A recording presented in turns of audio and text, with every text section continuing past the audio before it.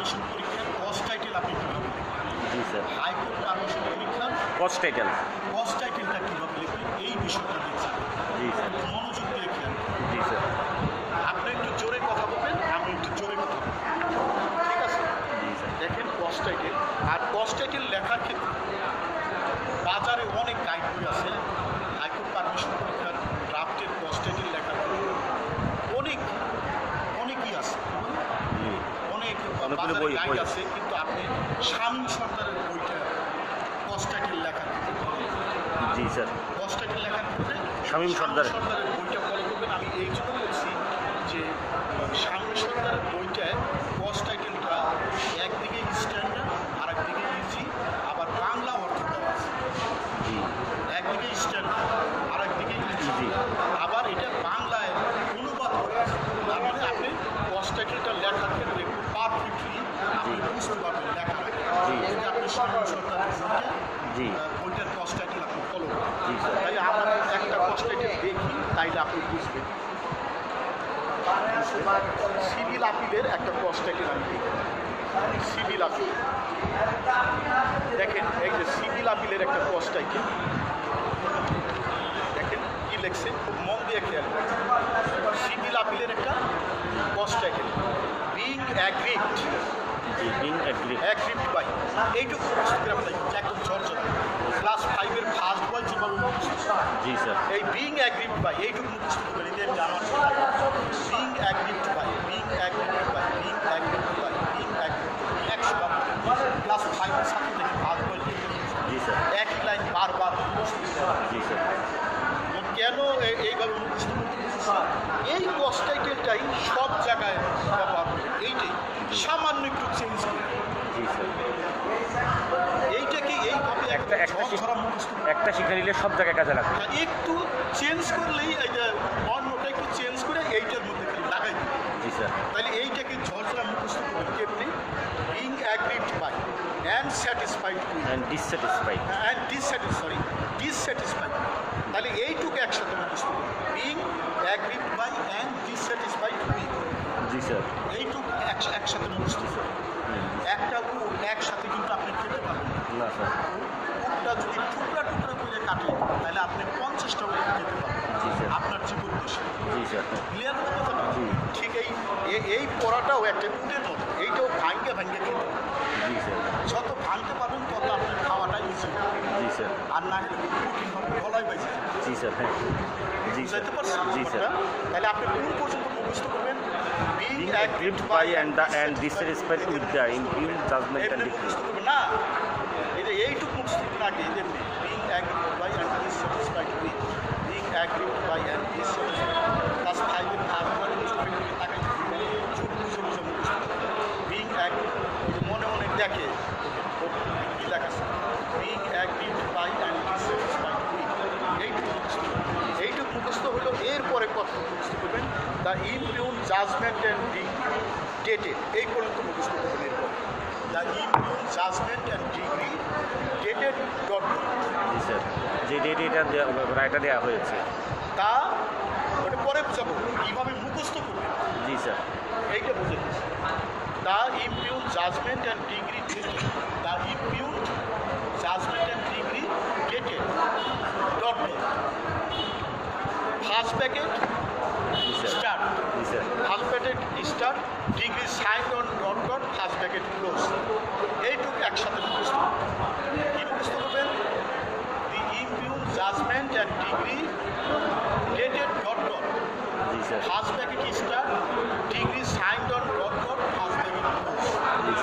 কীভাবে মুখস্থ করবেন এই জিনিসটা, এইটা শিখাইতেছি। আচ্ছা, এইটুকু মুখস্থ হইল। এরপরে মুখস্থ করবেন passed by the learned joint district জাজ ফার্স্ট কোর্ট ঢাকা। এই পর্যন্ত passed by the learned joint district জাজ ফার্স্ট কোর্ট কমা ঢাকা। এই মুখে কমা কিন্তু বলবে। জি স্যার। মুখস্থ করার সময় কী বলবে? Passed by the learned joint district জাজ ফার্স্ট কোর্ট ঢাকা। বুঝতে পারছেন? জি sir. Passed by the learned joint district passport comma Dhaka, comma Dhaka. এইটুকু মুখস্থ করলেন। এরপরে মুখস্থ করবেন in title suit number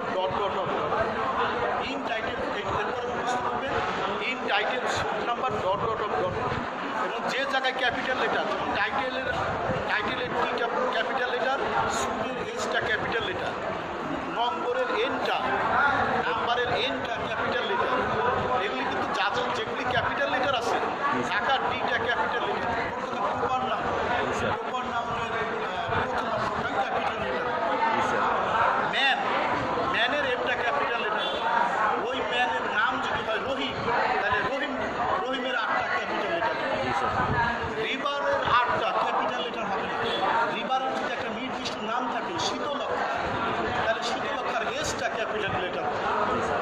clear হলো কথাটা? ডগের ডিটা ক্যাপিটাল লেটার হবে না, ডগের ডিটা ক্যাপিটাল লেটার হবে না।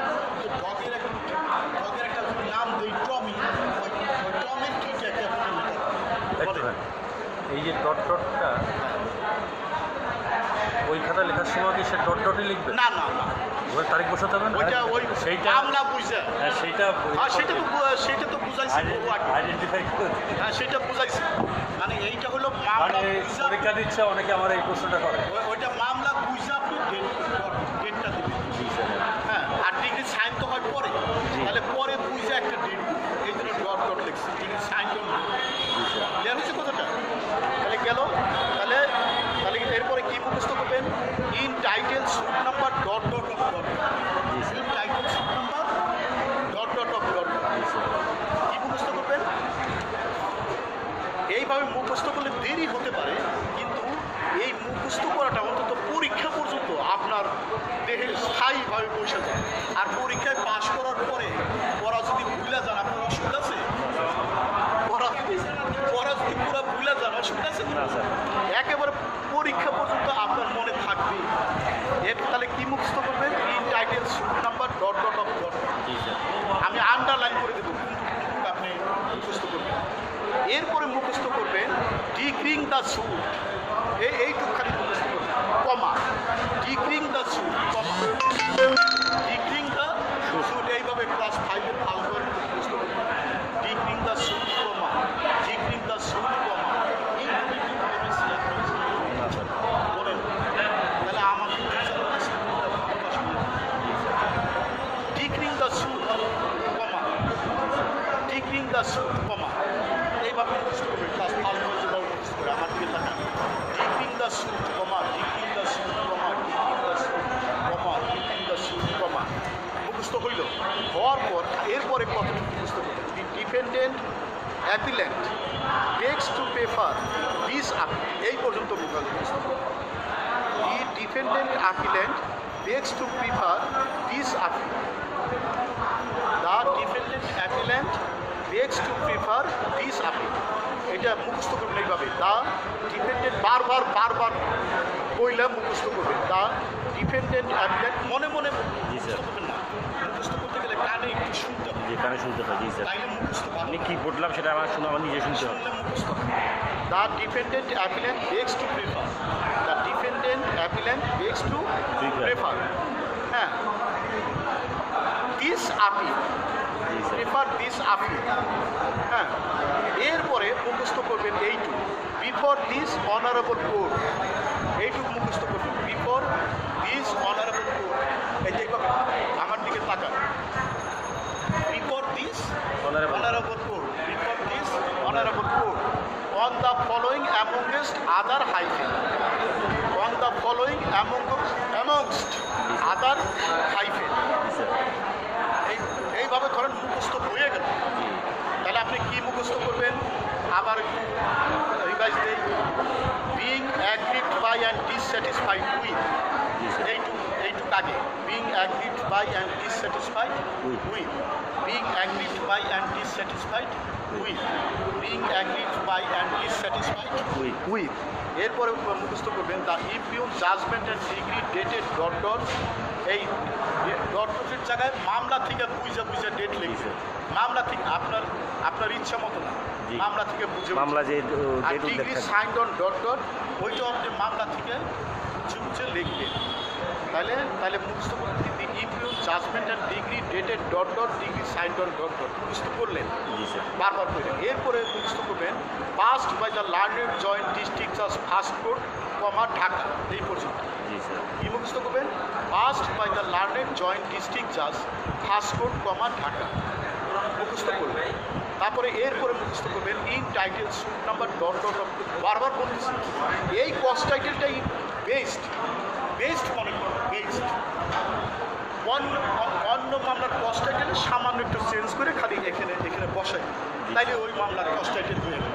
এখন এইটা তাকে ভালো করে বুঝতে হবে, তাইলে সে না আপনি বসাইতে পারেন যে কোন জায়গায় কতটুকু চেঞ্জ করে বুঝতে হবে।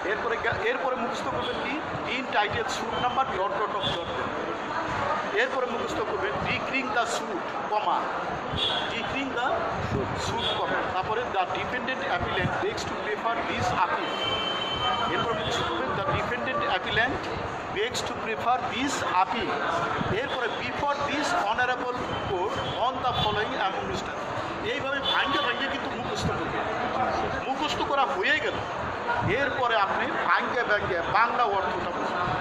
এই যে বাংলা অর্থটা সুন্দর করে এই এখানে দেখেন দেওয়া আছে, বাংলা অর্থ সুন্দর করে দেওয়া আছে।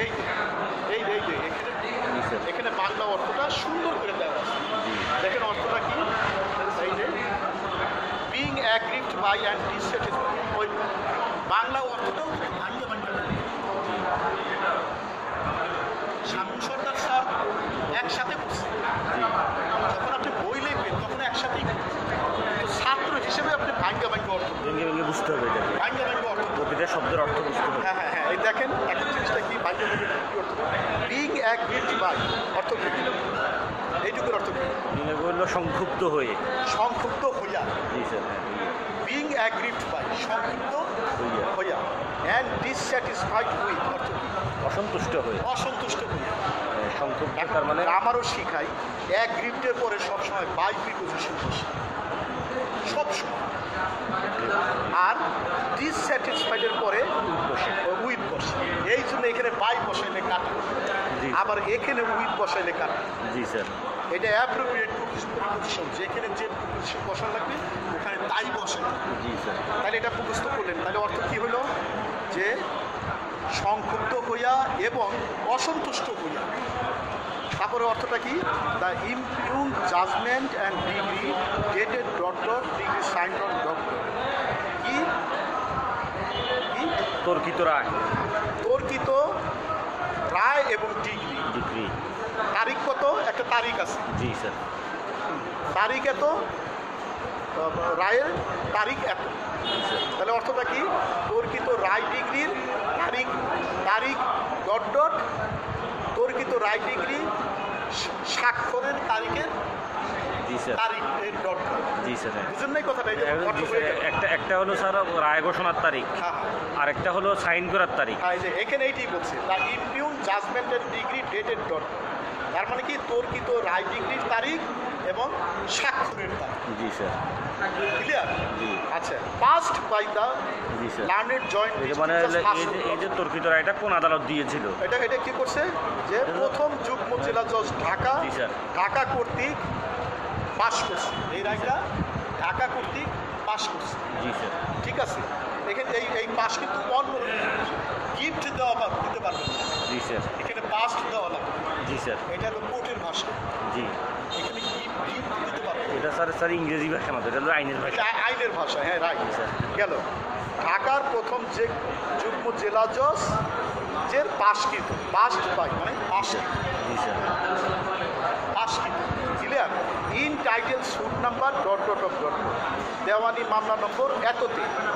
ইন মানে দেওয়ানি মামলা নম্বর এততে। ক্লিয়ার হয়েছে? জি স্যার। তারপরে ডিক্রিং দ্য স্যুট মানে অর্থ কি, বাদীর পক্ষে ডিগ্রি দিয়া, ডিক্রিং দ্য স্যুট মকদ্দমায় বাদীর পক্ষে ডিগ্রি দিয়া, ডিক্রিত রায়, ডিগ্রি দিয়া যেভাবে অর্থটা হওয়া দরকার আমি সেইভাবে বলতেছি।